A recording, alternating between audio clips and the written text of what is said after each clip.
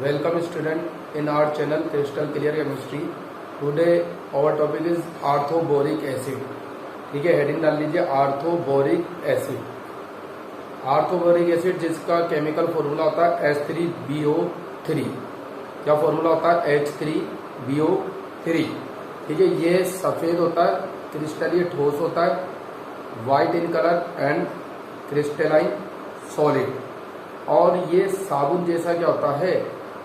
स्पर्शी होता है, मतलब साबुन जैसा इसका स्पर्श होता है. ठीक है ना, सॉप लाइक सब्सटेंस है ये. ठीक है, जल में अल्पविलय है, लेकिन गर्म कर किए जाने पर जल में पूर्ण रूप से क्या हो जाता है? विलय हो जाता है. ठीक है ना, when it heat it easily dissolve in water और विद वाटर. ठीक है, अब इसे कैसे बनाया जा सकता है? इसे बोरेक्स के जलीय विलयन को अम्लीकृत करके बनाया जा सकता है. ठीक है, तो अम्लीकृत करके कैसे बनाएंगे?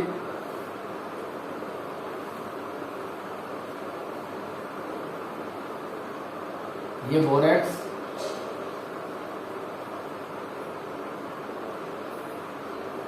ठीक है, बोरेक्स का फॉर्मूला Na2B4O7 लास्ट टाइम अपन ने किया था. इसको अम्लीकृत करना है. HCl का जलीय विलयन ले लीजिए. ये क्या बनेगा?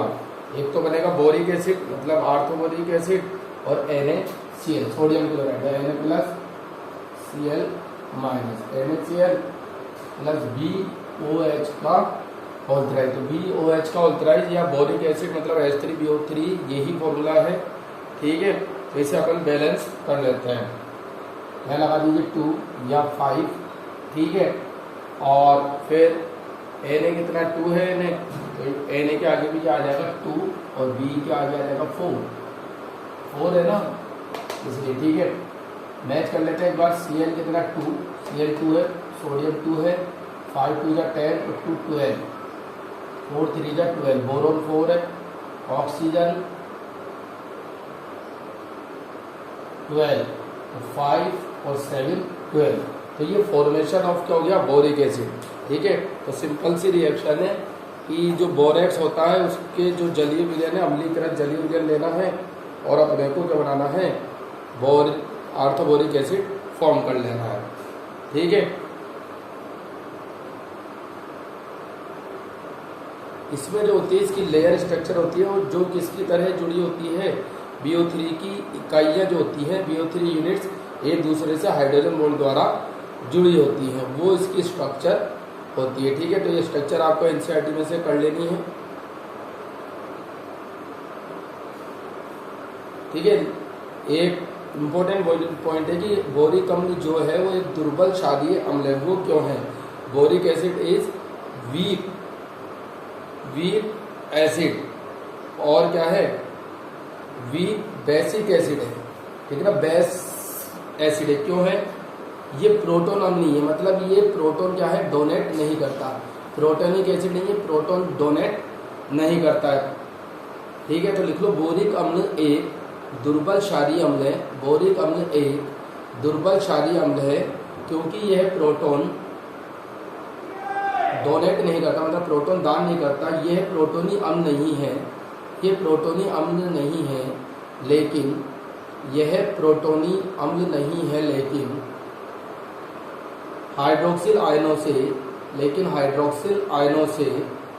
एक इलेक्ट्रॉन युग्म ग्रहण करने के कारण, लेकिन हाइड्रोक्सिल आयनों से एक इलेक्ट्रॉन युग्म ग्रहण करने के कारण लुईस अम्ल की तरह व्यवहार करता है. लुईस अम्ल की तरह क्या करता है? व्यवहार करता है. डायरेक्ट प्रोटॉन नहीं देता, लेकिन जल के साथ क्या कर लेता है? हाइड्रोक्सिल आयनों से एक इलेक्ट्रॉन युग्म ये ग्रहण कर सकता है. जैसे ये बोरिक एसिड को लिख दिया आपने इस तरीके से, BOH का होल प्लस. ठीक है, किससे रिएक्ट करेंगे? वाटर. ठीक है, H2O क्या बना लेगा? ये BOH का होल 4. ठीक है, और माइनस प्लस क्या हो जाएगा? ये बन जाएगा अपना H3O प्लस हाइड्रोनियम आयन. क्या बन जाएगा? Hydronium ion. ठीक है, बैलेंस करनी है रिएक्शन को. बैलेंस करेंगे तो मान लीजिए यहाँ कितना आ गया 2, ठीक है, 2 2 का 4 और 3 7, 4 और 3 7, ऑक्सीजन 4 एंड 5, ऑक्सीजन 3 ये 2 है, ठीक है। तो इस तरीके से ये क्या है, एक प्रोटोनी अम्ल नहीं है, ठीक है, लेकिन ये लुईस अम्ल की तरह क्या करता है, कार्य करता है, क्योंकि ये जल का जो OH माइनस आयन होता है उससे एक इलेक्ट्रॉन क्या कर लेता है, ग्रहण कर लेता है, एक इलेक्ट्रॉन क्या करता है, एक्सेप्ट करता है। आपको पता है इलेक्ट्रॉन एक्सेप्टर क्या होता है, electron acceptor is a Lewis acid and electron donor is a Lewis base, ठीक है। आगे लिखिए 370 केल्विन से अधिक ताप पर गर्म किए जाने पर, 370 केल्विन से अधिक ताप पर गर्म किए जाने पर मेटाबोरिक अम्ल बनता है, मेटाबोरिक अम्ल बनता है, मतलब HbO2। मेटाबोरिक एसिड का फॉर्मूला क्या होगा, HbO2। When we heat orthoboric acid at high temperature approx 370 kelvin then it form metaboric acid HbO2। और इससे अधिक ताप पर गर्म करने पर बोरिक ऑक्साइड बनाता है, और इससे अधिक ताप पर गर्म करने पर बोरिक ऑक्साइड बनाता है B2O3, और इससे अधिक ताप पर गर्म करने पर बोरिक ऑक्साइड बनाता है B2O3, ठीक है। तो ये H3BO3 है, इसे आप हीट करोगे, ठीक है, H3PO3 को हीट किया पहले तो क्या बना लेगा, metaboric acid. Metaboric acid means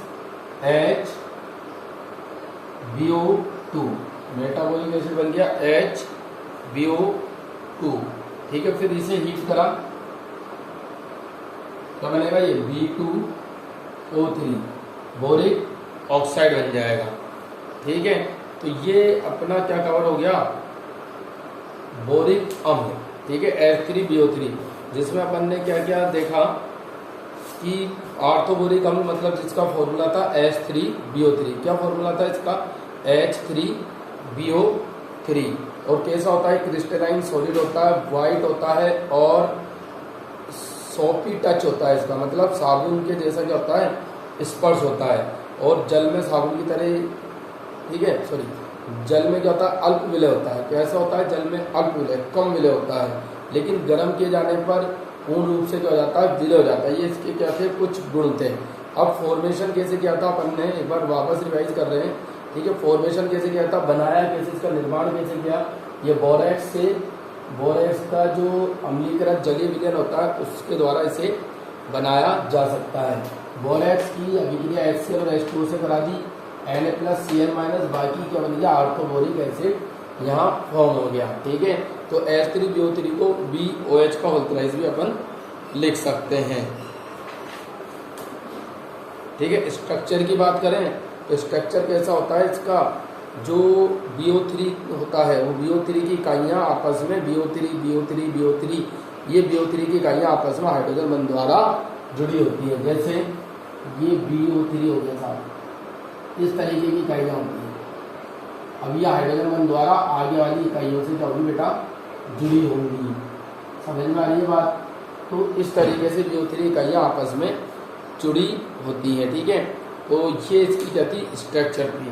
फिर सबसे इम्पोर्टेंट बात क्या थी, सबसे इम्पोर्टेंट बात ये थी कि ये जो अम्ल होता है वो कैसा होता है, दुर्बल क्षारीय अम्ल होता है। कैसा होता है, दुर्बल क्षारीय अम्ल होता है। क्यों, क्योंकि ये डायरेक्ट क्या करता है, प्रोटॉन डोनेट नहीं करता, लेकिन लुईस अम्ल की तरह क्या करता है, व्यवहार करता है।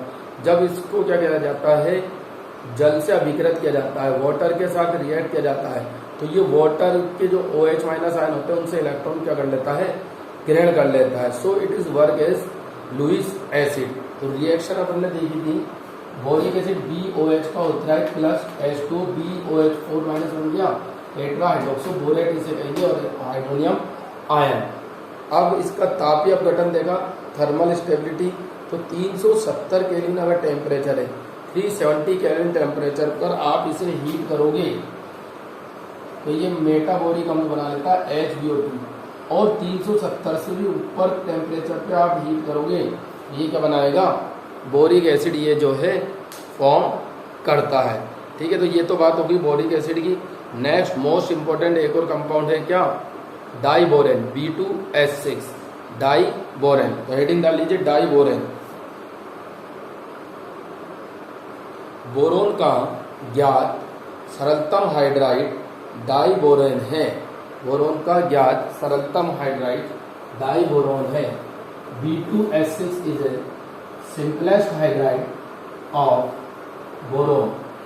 ठीक है, और फॉर्मूला क्या है, B2S6। ठीक है, तो नेक्स्ट लिखिए प्रॉपर्टीज अपन देख रहे हैं अभी इसकी। इसे डाईएथिल ईथर की उपस्थिति में बोरोन ट्राइफ्लोराइड, इसे डाईएथिल ईथर की उपस्थिति में बोरोन ट्राइफ्लोराइड की लिथियम एल्यूमिनियम हाइड्राइड से अभिक्रिया द्वारा बनाया जाता है। किसके द्वारा, ठीक है, in presence of diethyl ether when boron trifluoride is react with lithium aluminium hydride then diborane is form. मतलब डाईएथिल ईथर की प्रेजेंट में बोरोन ट्राइफ्लोराइड की अगर अभिक्रिया किससे करते हैं, लिथियम एल्यूमिनियम हाइड्राइड से करते हैं, तो डाइबोरेन बनता है। ठीक है, देखिए कैसे।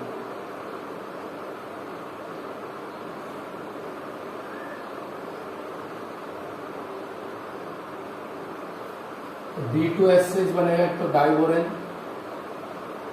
ठीक है, प्लस एल्यूमिनियम फ्लोराइड बनेगा, एल्यूमिनियम प्लस में फ्लोराइड माइनस में Al(F3) प्लस लिथियम फ्लोराइड बनेगा, लिथियम प्लस में फ्लोराइड जो है वो माइनस में, तो लिथियम क्या बन गया, फ्लोराइड, ये बन गया।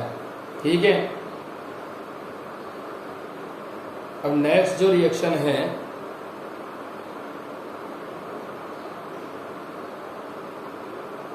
अब प्रयोगशाला में कैसे बनाएंगे वो भी लिख लीजिए। In laboratory, formation in laboratory. देखो प्रयोगशाला में डाइबोरेन, प्रयोगशाला में डाइबोरेन बनाने हेतु, प्रयोगशाला में डाइबोरेन बनाने हेतु सोडियम बोरोहाइड्राइड का ऑक्सीकरण, सोडियम बोरोहाइड्राइड का ऑक्सीकरण आयोडीन के साथ किया जाता है। In laboratory diborane is form with the reaction of sodium borohydride with iodine। ठीक है, सोडियम बोरोहाइड्राइड है NaBH4, इसका ऑक्सीडेशन किससे करेंगे, आयोडीन से। NaBH4 का ऑक्सीडेशन आयोडीन से कर दिया। ठीक है, तो क्या बनेगा, B2S6 डाइबोरेन और साइड प्रोडक्ट फॉर्म में Na प्लस है, ये Na+ I- है सोडियम आयोडाइड, और हाइड्रोजन गैस क्या हो जाएगी, यहाँ जो है हाइड्रोजन गैस रिमूव हो जाएगी। ठीक है, तो इसे बैलेंस कर लीजिए,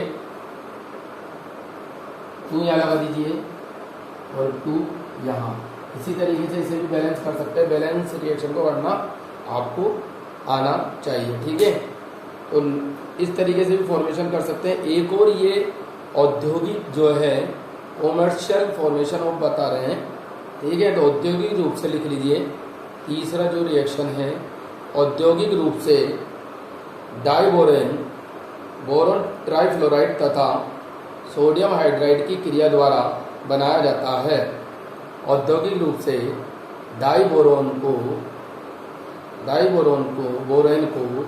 बोरोन ट्राइफ्लोराइड मतलब BF3 तथा सोडियम हाइड्राइड NaH की क्रिया द्वारा बनाया जाता है। ठीक है, कैसे बनाया जाता है, BF3 boron trifluoride plus NaH की क्रिया द्वारा जो है ये बनाया जा सकता है। तो आप देख सकते हो, तो सिंपल रिएक्शन लग रही है बिल्कुल। B2S6 और क्या बनेगा, प्लस सोडियम फ्लोराइड बन जाएगा। ठीक है, B2S6 और क्या बन जाएगा, सोडियम फ्लोराइड। टेम्परेचर यहाँ होगा 450 केल्विन। ठीक है, तो ये अपने को क्या करना है, बैलेंस इसको करना है। ठीक है, बैलेंस करेंगे यदि अपन, तो क्या होगा, देखिए बोरोन 2 है, तो यहाँ बोरोन को 2 करना पड़ेगा।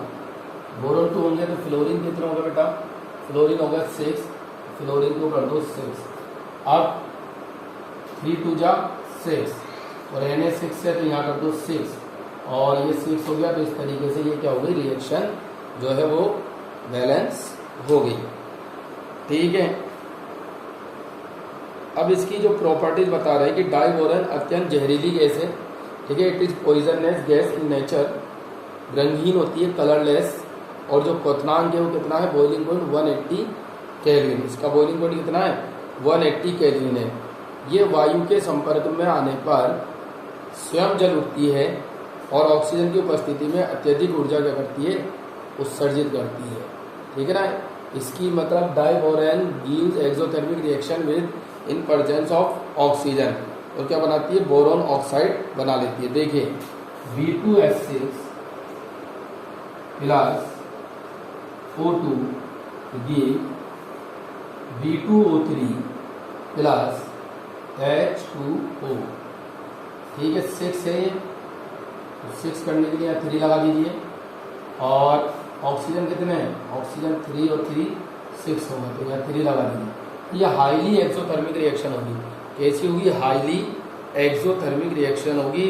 इसकी जो एंथैल्पी है, कंबशन एंथैल्पी कितनी बता रही है, कंबशन एंथैल्पी जो है वो इसकी है मानक कंबशन मानक दहन एंथैल्पी। ठीक है, स्टैंडर्ड कंबशन एंथैल्पी माइनस में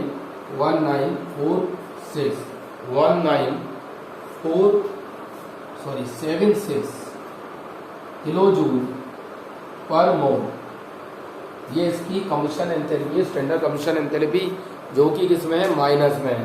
तो इट मीन्स ये क्या है, बहुत ही ज़्यादा एक्सोथर्मिक रिएक्शन यहाँ हो रही है। ठीक है, आपको बताया माइनस में अगर एंथैल्पी कंबशन एंथैल्पी होती है तो रिएक्शन क्या होती है, बहुत ज़्यादा एक्सोथर्मिक होती है। इन सभी रिएक्शन को नोट कीजिए, फिर इसके आगे अभी कवर करते हैं।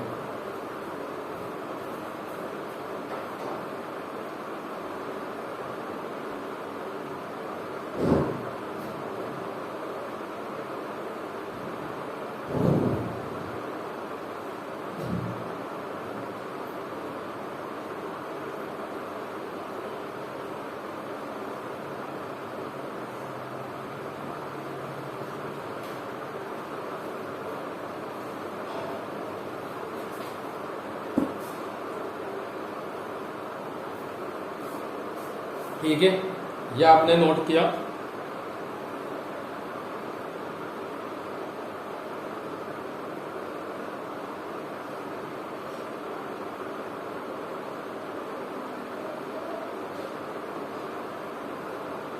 डाइबोरेन क्या कर सकता है, लुईस जो क्षार होते हैं, लुईस जो बेस होते हैं, उनके साथ अभिक्रिया कर लेता है और यौगोत्पाद बनाता है। ठीक है ना, तो BH3 डॉट जो भी लुईस बेस है, मतलब इस तरीके से यौगोत्पाद बनेगा। और ये L क्या है, लुईस बेस। ठीक है, तो ये यौगोत्पाद मतलब एडिशन कंपाउंड इसमें बनता है। ठीक है, अब डाइबोरेन की अगर अपन संरचना देखें तो डाइबोरेन की संरचना कैसी होती है, द्विलक के रूप में जो है इसकी स्ट्रक्चर होती है। ठीक है, एक स्ट्रक्चर, और इसमें क्या होता है, डाइबोरेन में जो बोरोन होते हैं उनके बीच क्या होता है, बनाना बॉन्ड मिलता है।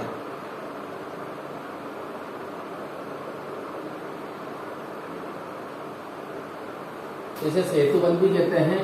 इसमें एक इलेक्ट्रॉन की क्या होती है, कमी होती है। तो डाइबोरेन की ये बनाना बॉन्ड वाली स्ट्रक्चर मैं आपको बताता हूँ, जिसके बारे में पूछा जा सकता है। ठीक है, तो ये B और ये B,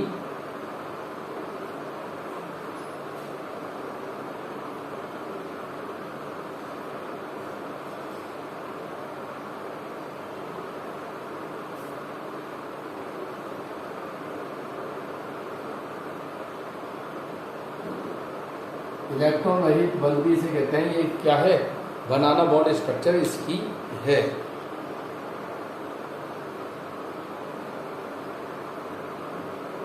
अब इनकी स्ट्रक्चर के बारे में लिख लो। डाइबोरेन में प्रत्येक बोरोन परमाणु sp3 संकरित होता है। कैसा होता है, बोरोन परमाणु sp3 संकरित होता है। तो बता 4 sp3 संकरित कक्षक बनेंगे। ठीक है, इन 4 sp3 संकरित कक्षकों में से एक इलेक्ट्रॉन रहित होता है। इन 4 sp3 संकरित कक्षकों में से एक क्या होता है, इलेक्ट्रॉन रहित होता है। ठीक है, उसमें इलेक्ट्रॉन क्या होता है, each boron atom is hybridized by sp3 hybridization, या each boron atom boron atom is hybridized sp3 hybridization is present in each boron atom, इस तरीके से लिख सकते हैं। और sp3 हाइब्रिडाइजेशन से जो 4 sp3 संकरित कक्षक जो बनेंगे, ठीक है, उनमें से एक क्या होगा, इलेक्ट्रॉन रहित होता है, ठीक है ना, जिसे क्या कहते हैं, डॉटेड द्वारा प्रदर्शित किया जाता है। ठीक है, अभी अपन बनाते हैं स्ट्रक्चर इलेक्ट्रॉन रहित होता है, जैसे बोरोन है बेटा ये। अब 4 sp3 संकरित कक्षक बनेंगे 1 2, ठीक है, और एक इलेक्ट्रॉन रहित वाला ऐसा बना दीजिए, ठीक है। आप एक इलेक्ट्रॉन रहित यहाँ बना दीजिए, ये ओल्ड इलेक्ट्रॉन में, ठीक है, थोड़ा अच्छे से ओल्ड दिखाते हैं।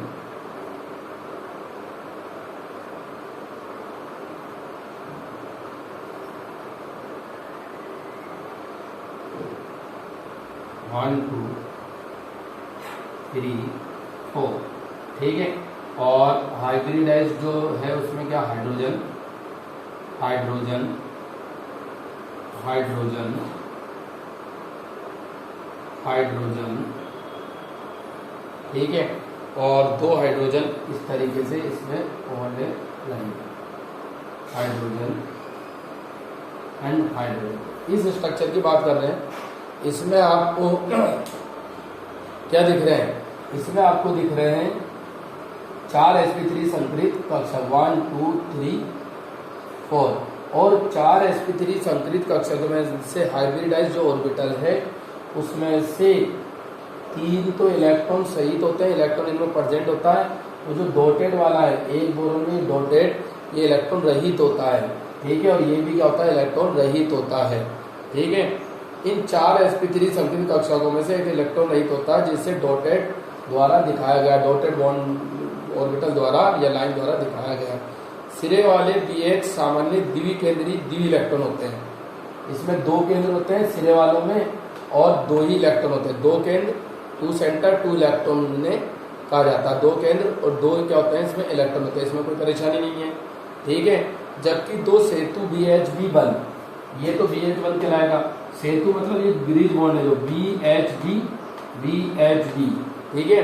जबकि जो 2 सेतु बंद हैं BHB बंद जो कहलाते हैं वो त्रिकेंद्र और 2 इलेक्ट्रॉन होते हैं, 3 केंद्र है ना बेटा, 1 2 3, इनके केंद्र तो 3 है, but there is 2 electrons are present, ठीक है। तो ये यहाँ देखिए BH 2 ही केंद्र है और 2 इलेक्ट्रॉन है, तो BH बॉन्ड यहाँ लिख सकते हैं, BH बॉन्ड में 2 सेंटर 2 इलेक्ट्रॉन, ठीक है, 2 सेंटर 2 इलेक्ट्रॉन अपन इससे बता सकते हैं। And bridge bond BHB, which is called BHB, it have 3 center and but 2 electrons, ठीक है।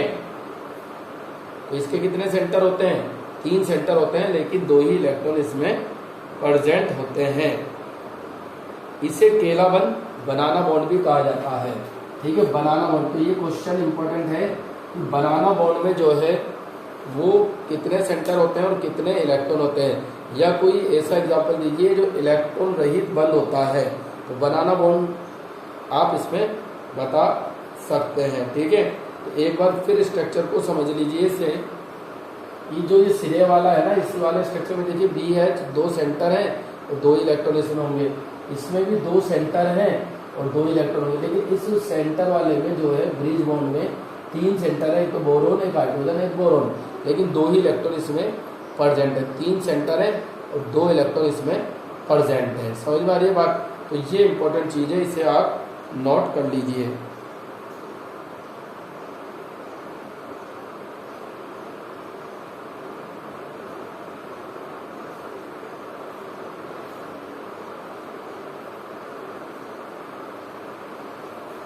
तो ये बोरोन के अपन ने जो है वो कंपाउंड कंप्लीट कर लिए हैं, ठीक है। और अब बोरोन तथा एल्युमिनियम के कुछ उपयोग अपन देखते हैं, इंपॉर्टेंट उपयोग, और फिर नेक्स्ट जो है नेक्स्ट वीडियो में भी अपन क्या करेंगे, इससे रिलेटेड क्वेश्चन सोल्व कर लेंगे। ग्रुप 13 से रिलेटेड जो भी क्वेश्चन है वो सोल्व कर लेंगे, क्योंकि अपना ग्रुप 13 क्या हो गया, कंप्लीट हो गया है। अभी और आगे अपन इसी वीडियो में क्या करते हैं, इसके उपयोग और देख लेते हैं। जो ग्रुप 13 अपना इसी वीडियो में क्या हो जाए, कवर हो जाए। फिर नेक्स्ट वीडियो में ग्रुप 14 और उससे पहले ग्रुप 13 के नीट जेई के कुछ क्वेश्चन जो इम्पोर्टेंट है, ठीक है। अपना मेन इम्पोर्टेंट टारगेट क्या है, वो क्वेश्चन सॉल्व करना अपने आना चाहिए, ठीक है ना। आप देख रहे हैं कि ये जो चैप्टर चल रहे हैं, एस ब्लॉक पी ब्लॉक, ठीक है, तो ये एस ब्लॉक पी ब्लॉक में डायरेक्ट एनसीईआरटी से क्वेश्चन आ रहे हैं। एस ब्लॉक में भी आपने देखे थे डायरेक्ट एनसीईआरटी से क्वेश्चन आ रहे थे। अभी पी ब्लॉक के भी जब क्वेश्चन अपन सॉल्व करेंगे तो डायरेक्ट एनसीईआरटी से गिवन जो लाइन है उनसे क्वेश्चन आएंगे, इसलिए मैं आपको एक एक लाइन इसकी बता रहा हूँ, ठीक है। तो उस पर आप फोकस कीजिए, एनसीईआरटी की लाइनों को कवर कीजिए। तो अब देखिए, बोरोन तथा एल्युमिनियम के यौगिकों के उपयोग, uses of compound of boron and aluminium.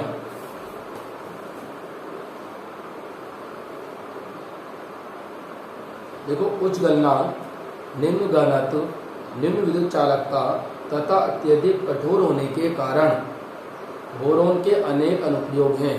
देखो, यहाँ इन्होंने इसकी विशेषता भी बता दी।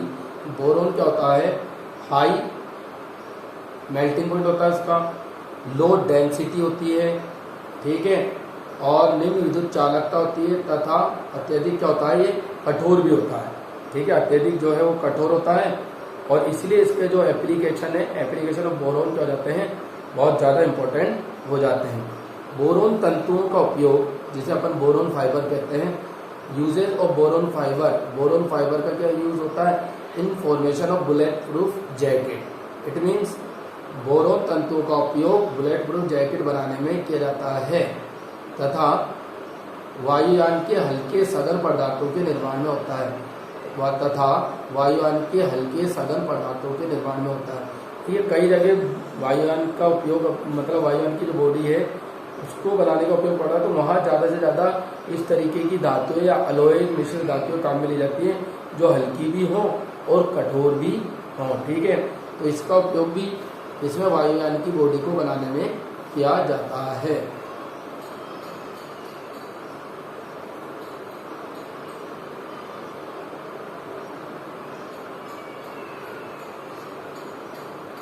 बोरेक्स तथा बोरिक अम्ल का मुख्य उपयोग, बोरेक्स तथा बोरिक अम्ल का मुख्य उपयोग उच्च ताप सह कांच बनाने में किया जाता है। उच्च ताप सह मतलब heat resistance glasses, formation of heat resistance glasses, इसका यूज किया जाता है। Heat resistance glasses formed by boric acid and borax. Aluminium, ठीक है, पहले आप इसे ड्रॉ भी कर लीजिए।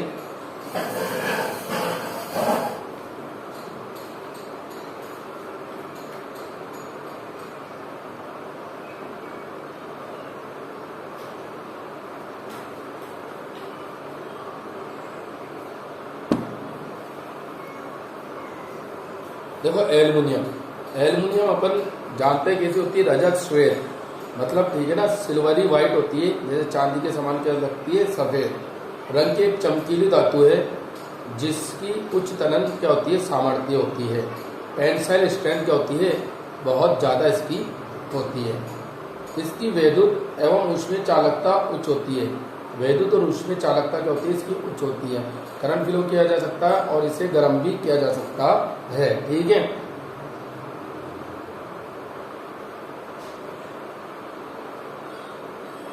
बाहर से बाहर आधार पर इसकी जो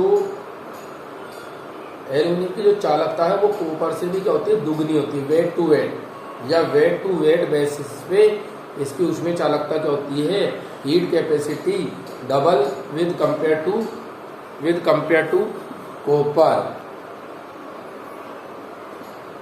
ठीक है। और आपको बताइए कि दैनिक जीवन या उद्योगों में क्या है, एल्युमिनियम का बहुत ज़्यादा उपयोग, यूटेंसिल्स कई क्या होते हैं, एल्युमिनियम के बनाए जाते हैं, ठीक है। घरों में भी इस धातु का बहुत ज़्यादा क्या किया जाता है, उपयोग किया जाता है। कॉपर, मैग्नीज, मैग्नीशियम, सिलिकॉन और zinc. Copper, manganese, magnesium, silicon, zinc के साथ मिश्र धातु का निर्माण करता है। Aluminium form alloys with mix with copper, zinc, magnesium etcetera. और इनकी एल्यूमिनियम और इसकी मिश्र धातुओं का उपयोग कहाँ किया जाता है? ठीक है, इसमें मिश्र धातुओं का उपयोग किया जाता है पाइप, ट्यूब, छड़, तार, प्लेट, इन सारी चीज़ों को बनाने में इसका उपयोग किया जाता है। इससे इसका उपयोग बर्तन बनाने में, पैकिंग का सामान बनाने में, हवाई जहाज तथा उद्योगों में इसका उपयोग किया जाता है। चूंकि एल्युमिनियम की प्रकृति क्या होती है? विषैली होती है, अतः घरेलू कार्यों में एल्युमिनियम तथा इसके यौगिकों का उपयोग कम होने लगा है। ठीक है, जो एल्युमिनियम फॉइल होती है उसका भी उपयोग हमें नहीं करना चाहिए, क्योंकि उसका नेचर क्या होता है? टॉक्सिक होता है। ठीक है, इट इज राइट। ठीक है, तो ये अपना ग्रुप जो है कौन सा बेटा? ये अपना जो ग्रुप 13 है वो कंप्लीट हो चुका है। ठीक है, इसके बाद जो अपन ग्रुप करेंगे वो कौन सा ग्रुप करेंगे? ग्रुप 14। ठीक है, तो एक बार अपन ग्रुप 14 के जो एलिमेंट हैं उनको लिख लेते हैं और उनके बारे में अपन थोड़ा इलेक्ट्रॉनिक कॉन्फ़िगरेशन और ये चीज़ें अभी अपन कवर कर लेते हैं इस वीडियो में।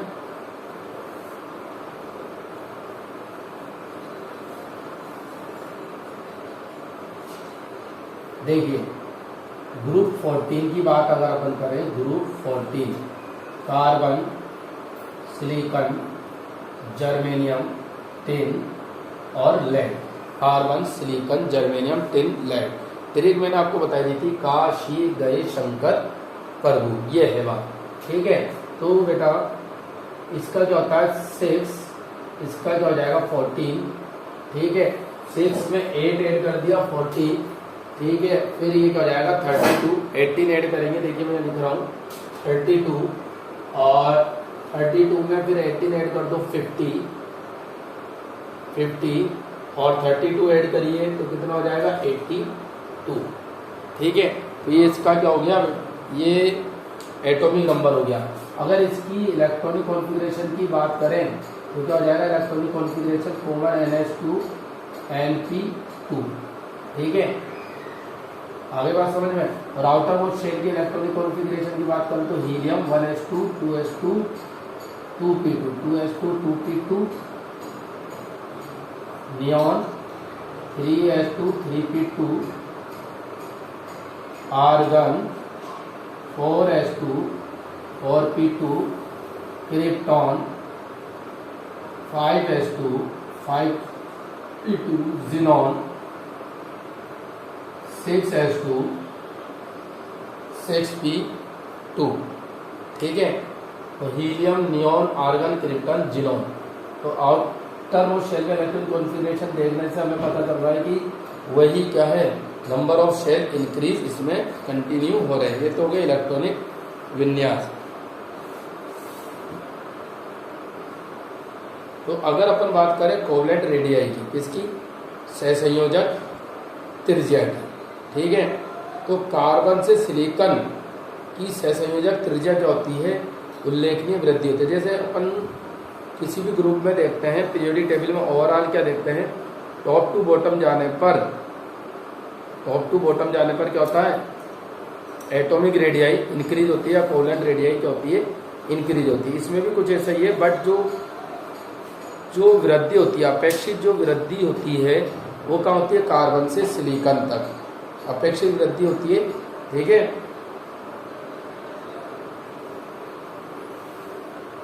लेकिन सिलिकॉन से अगर लेड तक जाएंगे तो इसमें जो वृद्धि है वो क्या देखी जाती है? आंशिक वृद्धि इसमें देखी जाती है। ऐसा क्यों होता है? वही डी और एफ ब्लॉक के परिरक्षण प्रभाव के कारण। ठीक है, और इनका डी और एफ ब्लॉक का जो परिरक्षण प्रभाव होता है वो क्या होता है? वीक होता है, दुर्बल परिरक्षण प्रभाव होता है। इसलिए आंशिक वृद्धि इसमें देखने को मिलती है, क्योंकि अगर परिरक्षण प्रभाव कम हो जाता है तो न्यूक्लियस इफेक्ट क्या हो जाता है? ज़्यादा हो जाता है। ठीक है, तो वही रीजन है जो ग्रुप 13 में अपन ने किया था, सेम वही रीजन है। टॉप टू बॉटम जा रहे हो तो जो वृद्धि है उसमें अनियमित क्या हो रही है? वृद्धि हो रही है, कंटिन्यूअस नहीं हो रही। ठीक है, तो अपन क्या कहेंगे? When we move carbon to silicon atomic और covalent radii increase, but when we move silicon to lead it exceptionally और एबनॉर्मली इंक्रीज। ठीक है, तो इस तरीके से आज के इस वीडियो में अपन ने कवर कर लिया ग्रुप 13 के जो कंपाउंड थे। डाइबोरेन था, बोरेक्स था। डाइबोरेन की जो मोस्ट इंपॉर्टेंट स्ट्रक्चर थी बनाना बॉन्ड वाली, वो स्ट्रक्चर अपन ने देखी। 2 सेंटर 2 इलेक्ट्रॉन क्या है, 3 सेंटर 2 इलेक्ट्रॉन क्या है। ठीक है, तो ये सब अपन ने क्या किया, कवर किया है। उसके बाद जो यूजेस थे आपने देखा, बोरोन और एल्यूमिनियम के बहुत ज़्यादा यूजेज हैं। एल्यूमिनियम तो जनरल ऐसा मेटल है जो अपन यूज में लेते हैं। ठीक है, और इसके अभी टॉक्सिक नेचर की वजह से इसका जो है यूजेज क्या हो गया, कम। फिर अपन ने ग्रुप 13 को भी थोड़ा स्टार्ट किया है इस वीडियो में। ग्रुप 13 के ये एटम्स देखे, इनका एटॉमिक नंबर, और अभी मैंने इनका इलेक्ट्रॉनिक कॉन्फ़िगरेशन बताया। और सबसे इम्पोर्टेंट चीज़ क्या है कि जो इनका कोवलेंट रेडियाई की अपन ने बात की कि कोवलेंट रेडियाई इनकी कैसी होती है। ठीक है, तो covalent radii top to bottom जाने पर इंक्रीज होती है, लेकिन कार्बन से सिलिकॉन तक जाने पर अपेक्षित वृद्धि इसमें देखी जाती है। बाकी ऐसी अपेक्षित वृद्धि नहीं देखी जाती। तो क्यों नहीं देखी जाती, क्योंकि सिलिकॉन से लेड के बीच में क्या जाते हैं, डी और एफ ब्लॉक भरे जाते हैं। और डी और एफ ब्लॉक जो होते हैं, डी और एफ जो ऑर्बिटल होता है उनका वीक क्या होता है, वीक शील्डिंग इफेक्ट होता है। और आपको पता है शील्डिंग इफेक्ट जब वीक होता है तो न्यूक्लियस क्या करता है, आउटर मोस्ट शेल के इलेक्ट्रॉन को अपनी ओर अट्रैक्ट करता है। तो इस तरीके से कोवलेंट रेडियम में क्या होती है, अनियमित वृद्धि होती है। इसी से रिलेटेड आयोनाइजेशन एंथैल्पी भी अपन नेक्स्ट वीडियो में पढ़ेंगे कि आयोनाइजेशन एंथैल्पी में भी कैसी होगी।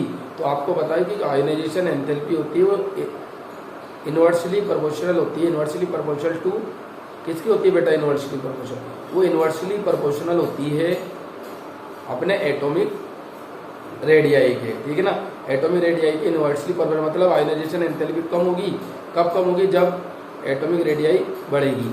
और आयोनाइजेशन एंथैल्पी बढ़ेगी कब बढ़ेगी,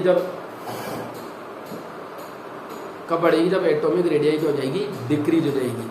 तो वो किस तरीके से इसमें अब देखेंगे कब वृद्धि होती है, कब कमी होती है आयोनाइजेशन एंथैल्पी में। तो आपको करना क्या है, जो ग्रुप 13 है उसके क्वेश्चन सोल्व करने हैं नीट से रिलेटेड और जो भी कॉम्पिटिटिव एग्जाम से रिलेटेड है। और दूसरी बात, एक एक लाइन एनसीईआरटी की आपको पढ़नी है। ग्रुप 13, ग्रुप 14 और पिछले जो भी चैप्टर अपन ने कर लिए हैं उसे डिफरेंट बुक से आप क्वेश्चन ज़्यादा से ज़्यादा मैक्सिमम सॉल्व कीजिए। एनसीईआरटी तो आपको करनी है, एक एक लाइन आपको एनसीईआरटी की कवर करनी है बिल्कुल अच्छे से। ठीक है, कोई भी कॉन्सेप्ट जो है अपना एनसीईआरटी बुक का नहीं रहना चाहिए। मैं आपको बताता हूँ बार बार कि एनसीईआरटी से ही क्वेश्चन आते हैं। ठीक है, तो बेटा इस वीडियो में अपन इतना ही करेंगे। नेक्स्ट वीडियो में इसके आगे के टॉपिक के साथ मिलते हैं। Thank you very much.